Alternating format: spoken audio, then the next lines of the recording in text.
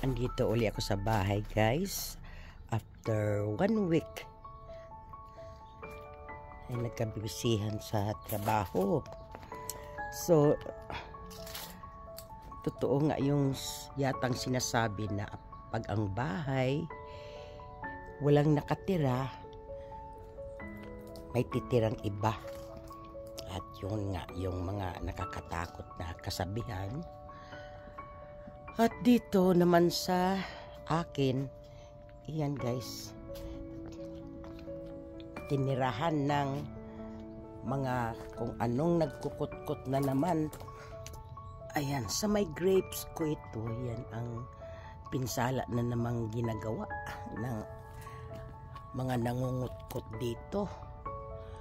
Kaya 1 week lang na hindi ko to na bisita. Yan na naman ang nangyayari. Talaga naman iba talaga pag may tao ang bahay. Namulaklak yung ano ko. Tingnan mo yung puti ko. Mahirap itong buhayin sa akin namamatay. Pero ngayon namulaklak siya. So check natin dito yung pinaglagyan ko ng mga ground coffee. Wala dyan. Siguro nagwo-work nga yung ground coffee. Nanghihingi kami sa Starbucks yung mga use ground coffee nila.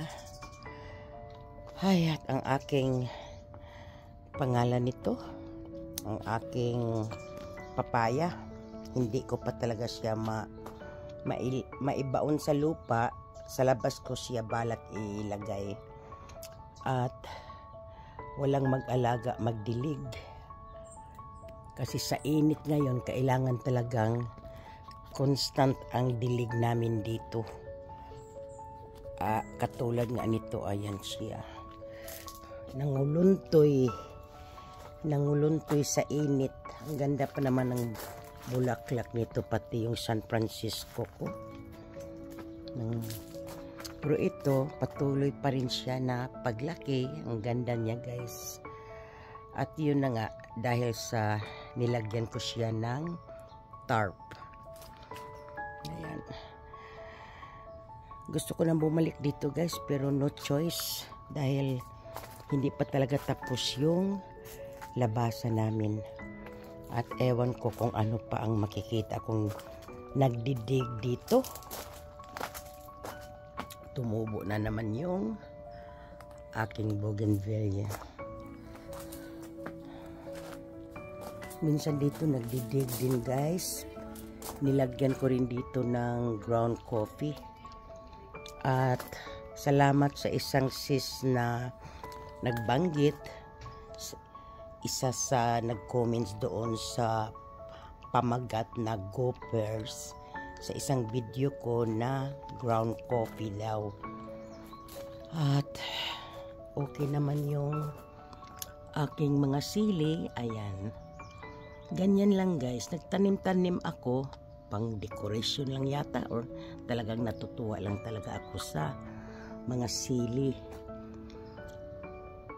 Ayan. Magdilig ako, guys. May eye appointment ako. Kaya huminto muna ako dito sa bahay at madadaanan lang rin At updates ng aking dragon fruit. Ayan, guys. Ang ganda na ng niya, kulay. May hinog na siya. Tapos 3 sana ito. Pero namatay yung isa. So last year, 2 din ang bunga niya. Pero yung pangatlo nga, saan ba yun?